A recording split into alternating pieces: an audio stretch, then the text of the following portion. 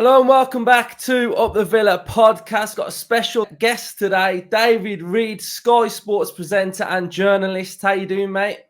I'm all right, thanks. Thanks for having me on. Good. So are you walking around that sort of Sky Sports studio now with your chest out, your head up at Villa being in like top four and being involved in more of the football chat? So I imagine over the years of doing it, we sort of get like little bits here and there. But now, top four, I bet you're going to be talking about this every week, aren't you? I hope so. It's nice to be talking about Villa in a positive manner because it's not been always the case since I've been there with the relegation and championship and heartbreak and coming up and nearly going down again. So yeah, it's nice to be on that upwards trajectory at the moment for Villa.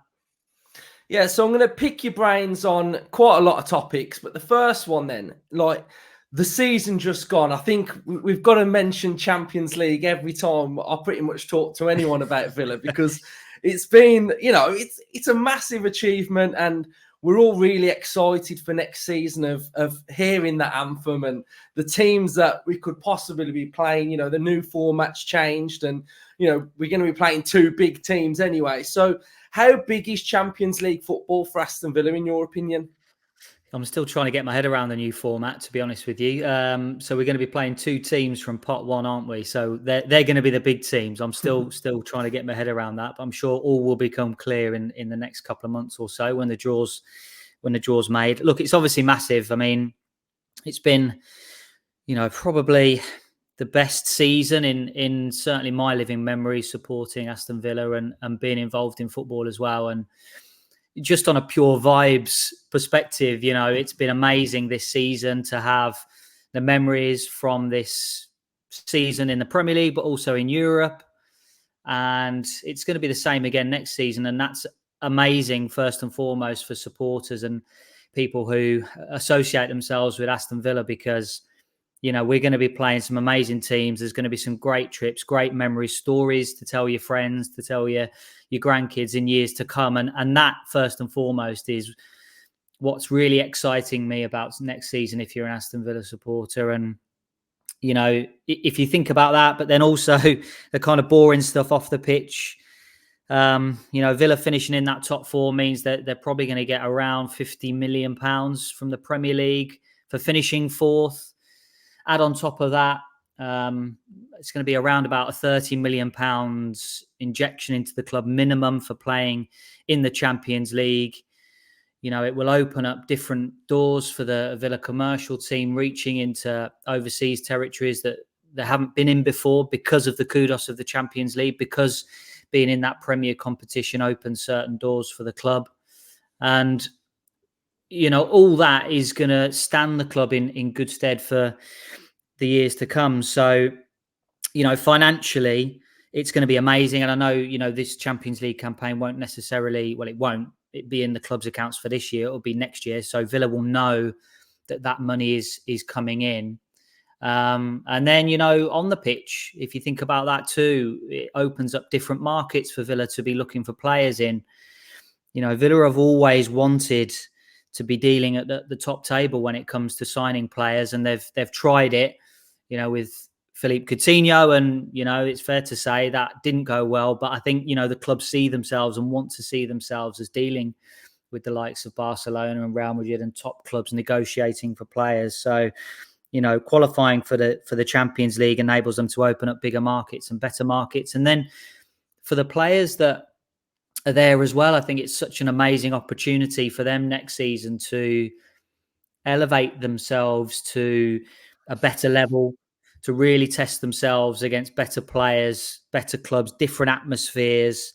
Some of the players will have experienced, massive games. We know Emi Martinez will have experienced massive games in his career, but for some of those other players, it's going to be the first time for them to really test themselves against the best in Europe and probably some of the best players in the world. And what an exciting opportunity it is for that group of players. Yeah, it's absolutely massive. And you've made some great points, as always.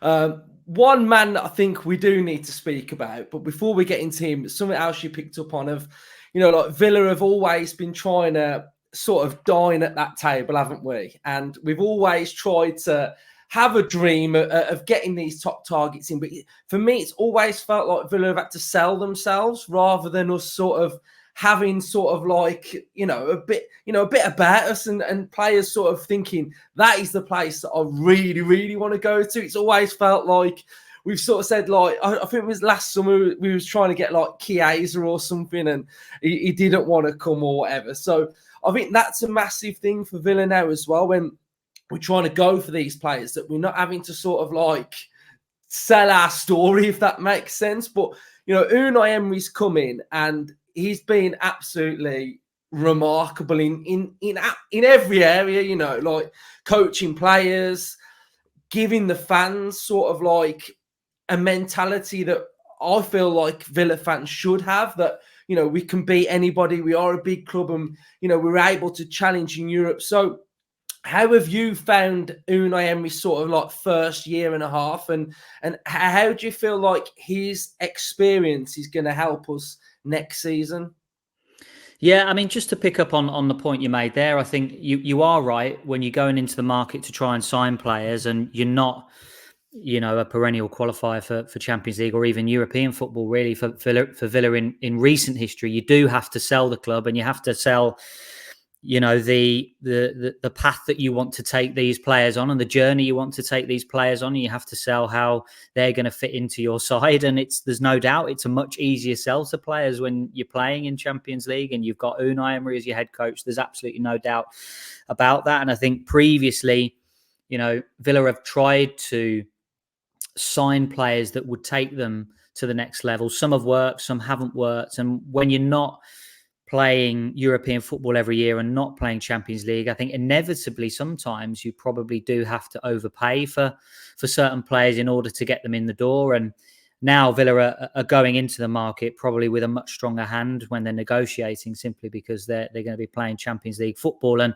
there's evidence there now for players to sign for Aston Villa. They know the manager, they know the ambitions of the football club, and they know the path that Villa are on. So there's that. And then to kind of talk about the manager a little bit, I mean, he uses, three words quite a lot when you hear him talk in the media. It's, it's intensity, demanding. And he always talks about details as well. And I think those kind of three things have really stood out for me as an Aston Villa supporter as well. And being around football is,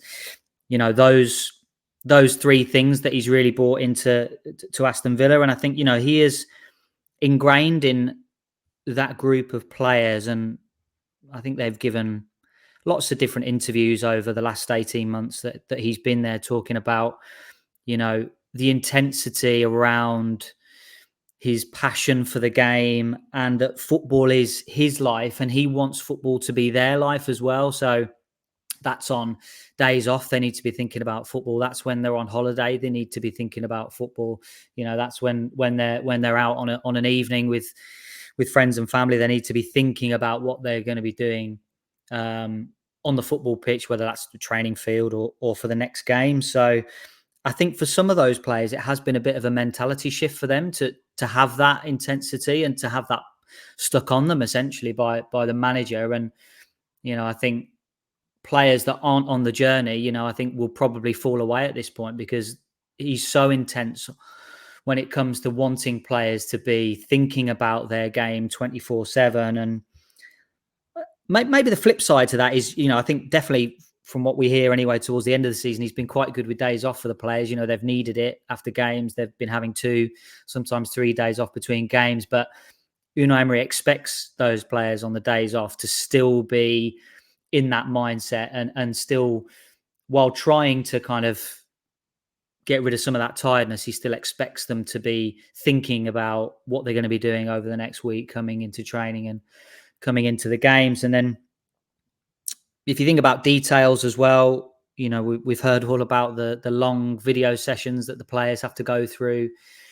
There's individual video sessions that they go through. There's individual coaches that work on technique with these players. And, they do walkthroughs where there's stories about Unai Emery pulling players around the training field and telling them where to stand in certain situations. That attention to detail is probably something quite new. I would expect for some of the players in that Aston Villa squad that won't have experienced that type of coaching before. So I think they've all embraced it, which is great. And then when you talk about the demands on players, and I always there's kind of a couple of things that have stood out to me in the season just gone anyway. One of those being he doesn't like it, I'm sure, but it's been a common theme where he's substituted substitutes.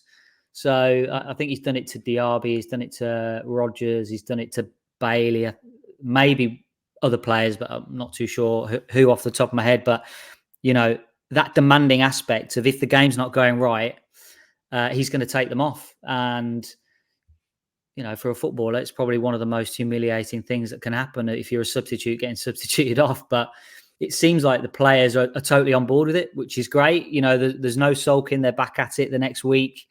And I think they understand that the decisions that the manager is making is for, the team that's trying to get better and trying to get 3 points in the game. So I've just been, when he came in, I thought that, it was natural there was going to be an upturn in form because of how poor Villa were under Steven Gerrard. But was I expecting this? No.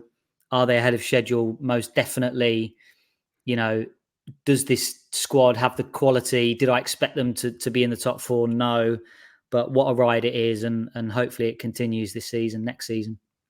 Yeah, definitely. And I think, one of the biggest, everything that you've sort of been mentioning is sort of like the new culture of Aston Villa, isn't it? It's like he's instilling his culture, his way of working, and the players are buying into it. And, I imagine they'd all run through a brick wall for him. But I think I'd run through a brick wall for him as well with everything that I've seen from him. I think I'd absolutely do the same. So now his transfer window, and I really love transfer windows. Like, we do a lot of content, talking about all the rumours, and I'm all for it. There's some fans that sort of absolutely hate it, and they're like, I don't deal with rumours, I just deal with dotted lines and the players signing. So from a Villa perspective, what do you think Villa fans can expect from the window? So sort of signing wise, how many? Do you think it's going to be a couple of big monies, or still loans and frees? What are you expecting to see from this summer window?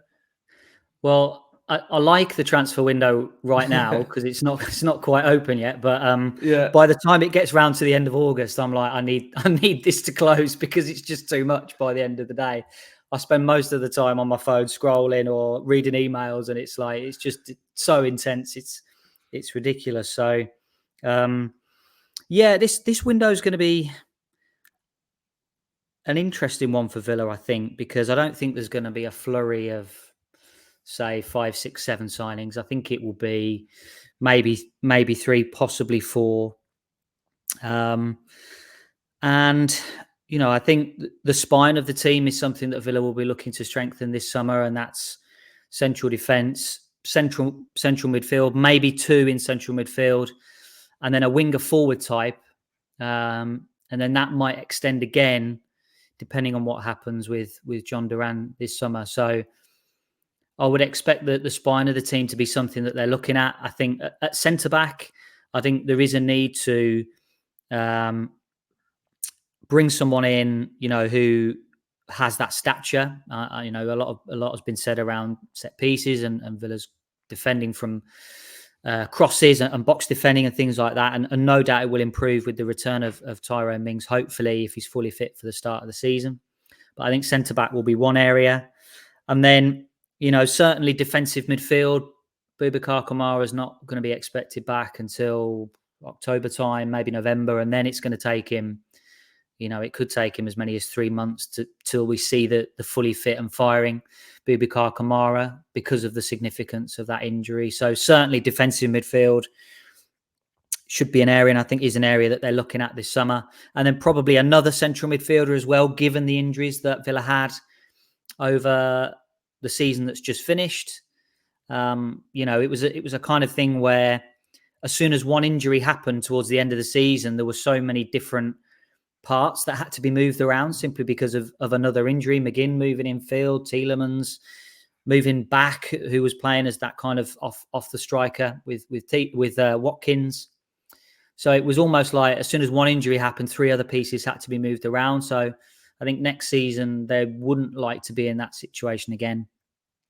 And then probably another winger forward to supplement Bailey, Diaby, and then someone who can also then play off Ollie Watkins, or maybe even, particularly if John Duran's future becomes more uncertain this summer, another striker that can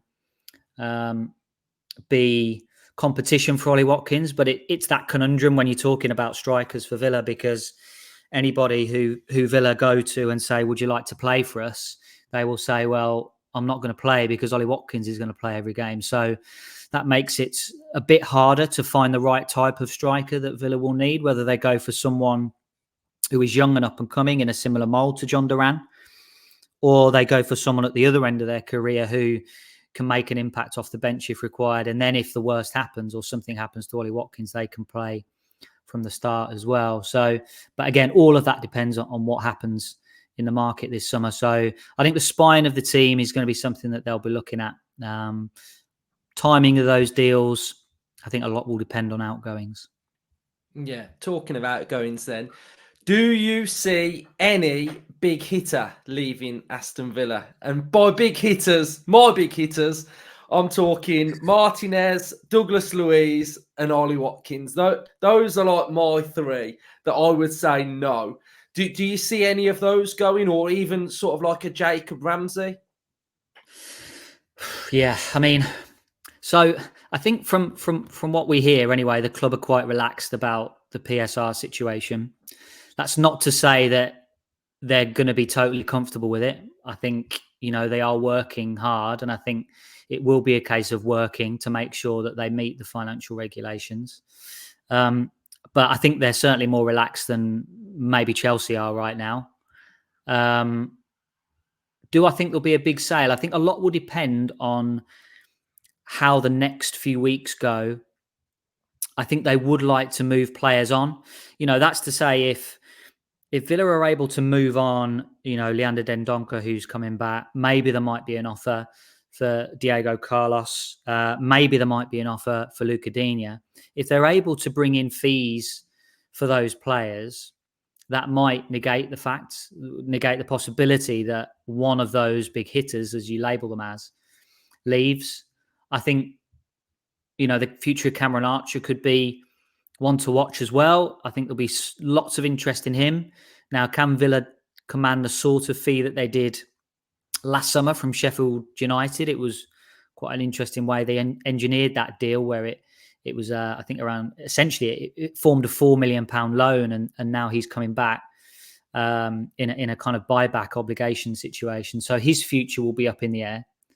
If they can bring money in for him, I think that will allay any kind of concerns over having to sell big players. And Jacob Ramsey, for me, it's the one thing I absolutely hate around PSR is the fact that you bring these players through, which is the whole reason for being for me for football clubs, being a part of their local community. And Villa have taken great strides with the new academy being built around connecting with the local community and bringing players through. That's the one thing I really hate about it, is the fact that Villa could be forced into selling someone like Jacob Ramsey simply because they need to make, that old phrase, pure profit on a player. I just don't think that's how the rules should work. Those are the players that supporters attach themselves to. Those are the players that fans are devastated when they leave because of the connection that they have with the club. And obviously Jacob Ramsey is such a quality player. So Ramsey will be right down the bottom of my list if you were moving players on. And then of those big hitters, I would say the one that is maybe most likely out of those would be Douglas Luiz. I think there has been interest in him in the past, and I think there is still interest in him from other Premier League clubs and around Europe in Douglas Luiz. So if it comes to the point where Villa are in need of a sale, then, I would suggest that he would be the most likely. But as I say, go back to my original point, really, if Villa are able to move on fringe players for good fees, and I suspect that is the main focus right now, I think that will negate the chances of one of the big hitters to leave. And you mentioned it at the top in your question there around, essentially there's so many moving parts in a transfer. There are so many moving parts in a transfer. And if a player decides to have a meeting with the club and say, I would like to leave, that changes the whole dynamic of the transfer window. So there's lots of different scenarios that could play out this summer. I think it's one to watch. And that's why I think right now, in this situation, if you were thinking about who and what sort of money Villa are going to be spending in the next few weeks or 4 weeks before the start of July, that's why I think you're seeing Villa targeting players who are not commanding big fees and players who are homegrown. And they're going to be working in that market, which is something that has worked for them previously when you think about Tielemans and Kamara coming in for free transfers. So I think over the next few weeks, that's why Villa are going to be targeting those players. And if they can get players out, that is going to enable them to move and perhaps sign a player or two players for slightly larger fees. Yeah, we're sort of getting into like Monchi time now as well, aren't we? So he's been here nearly a year, hasn't he? So we're going to kind of get to see what his sort of like recruitment strategies. We kind of saw a little bit of it in January with Nedeljkovic, Sousa and Morgan Rogers. Nedeljkovic for me is a bit of an interesting one. Do you think he would potentially be in the match day squad in and around that area? Or do you feel like he's going to be on loan, or where do you see him specifically? Yeah, so I think it's a massive pre-season essentially for him. That's his time to prove himself. I think he's 18 years old right now. It's so hard for a kid essentially to come in and impose themselves on a team that will have higher demands. And when I say higher demands, say if Villa had finished fifth and were in the Europa League, you could definitely see him playing a part in the coming season. But the fact that Villa are now in the Champions League and be playing against high-level teams on a regular basis, that might mean for him that his chances of playing minutes are slightly more limited. Now, I know he's already had Champions League experience, but is it enough for Unai Emery? The one thing you do know with the coach is that he's going to give them a chance. He's given all the players a chance that are there to prove themselves. And if he sees enough quality in him, he'll keep him around. I think Tim Irabunum is a prime example where he looked at him early and saw a little bit of quality. He had the setback and injury, and he still maintained that relationship with him and wanted to play him towards the back end of the season. Now, the kind of debate is open really about whether Tim Irabunum took that chance and whether he might be one that goes out next season on loan, or if there's a financial reward for Villa on a permanent deal. So it's going to be pre-season time for Nedeljkovic, and then if he's able to prove himself, I think he will play a part, because we've seen this season, Villa have lacked stature. He has got stature. He can play right back. He can play centre back, and the ingredients are there. But I think from Villa's point of view, they'll want to do what's best for the player. There's no point in throwing him in right now and kind of hoping that he doesn't fail, because Villa are in the position now where they need to put players in that they know, or at least they have a good think that they're going to be successful within that team. So I think pre-season is going to be vital for him. Yeah, and then just touching on sort of like pre-season and early thoughts of next season then. It's very difficult to think like Unai and try and get in Unai's head. But last summer and last season, we saw a little bit of a tactical switch from sort of like this first 6 months of him really liking these three centre-halves, a centre-back being right back, and left back still goes forward. And that was sort of like a bit of a tactical change. Do you think that's the direction that he still wants to go in, or could you see him maybe switching that up a little bit? Yeah, I mean, to be honest, you're kind of shooting in the wind, really, trying to guess what he's going to do, because he is, as we know now, one of the brightest tactical coaches out there. So I feel a little bit inadequate trying to guess what he's going to do, really. But we have seen an evolution since he came in. When he first came in, it was a kind of rock solid structure, and John McGinn played primarily on the right-hand side. And then that ended up developing simply because of how good Leon Bailey's been. And then McGinn's position slightly changed. And we saw, certainly in pre-season last season, the idea that he wanted to use Ezri Konsa at right back more, which I think he only did once in that half a season that he had. And now that is a much more regular occurrence where Ezri Konsa will play at right back with two centre-backs and then a kind of flying left back. So, I mean, the one thing that you can think is that there might be a slight variation on that. And then I think that's where Tyrone Mings come in, because we saw in pre-season, when Mings played pre-season, that he wanted to play, pretty much Konsa, Torres and Tyrone Mings. And then it was, Torres played a little bit on the left side of that three, if you like, during pre-season. Now, whether that will be something that we see next season, it's really unsure. It's almost that debate around Mings and Torres got kicked down the road because Mings missed the whole of the season. That debate probably would have been settled by now if he'd have been fit, and Torres would have been eased into the side. But there's no doubt that Torres will play because he's Unai Emery's number one, and we've seen how good he's been.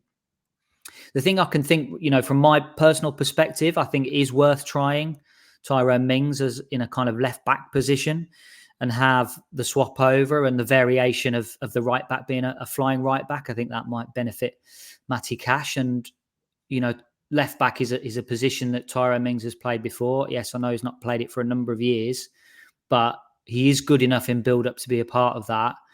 And I think we've seen it with other teams like Manchester City, like Arsenal, where they're playing centre-backs at left back because of their ability in the air, their 1v1 success, and their pace running towards their own goal. And I think Tyrone Mings has all of those qualities.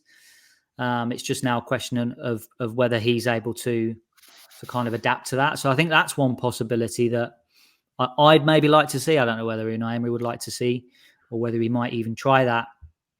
I think we've got a taste really of what might happen if there was two left-footed centre-backs in the season just gone. I particularly remember, I think it was Fulham away, where Longley played as the right centre-back. And, it's all good once Villa are in that kind of settled possession structure in the middle phase of the field with the three in the build-up. But it's in those deep areas that is a problem, because,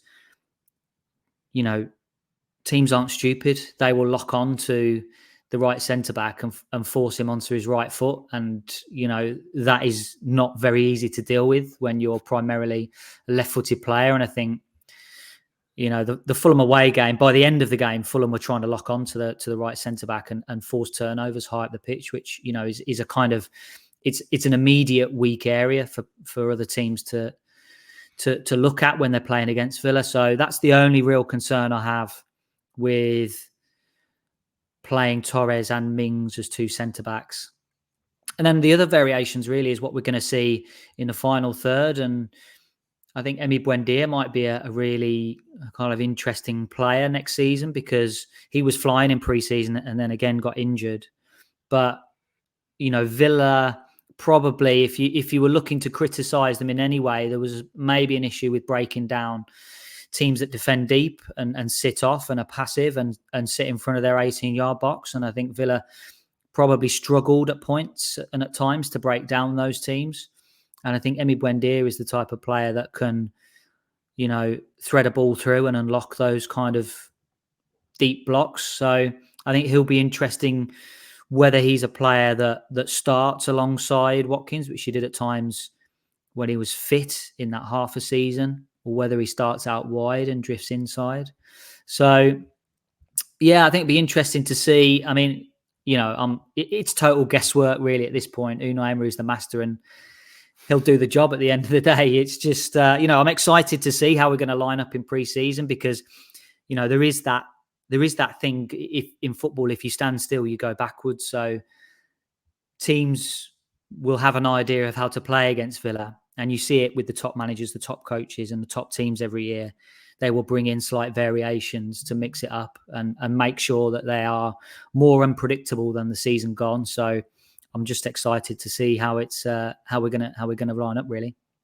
Yeah, it's mad that as soon as we start pre-season, if we haven't sort of made a signing, our squad is stronger than what it was, at the last game. With like Buendia coming in, like you say, it's a massive player coming back, and it's mad to think that two big players for Villa, Mings and Buendia, didn't play all season, and look how good we were. And you make a great point about pre-season, because I had a look at sort of like the tactics over the whole season, and I spotted that in pre-season he put Mings on the left for one of the games, and it was really interesting to see how that was going to develop. And after the first game, it's not developed because we can't do it. So I think it's going to be really, really exciting. So finally, we'll touch on the Euros then. How are you feeling? You starting to get a bit excited about it?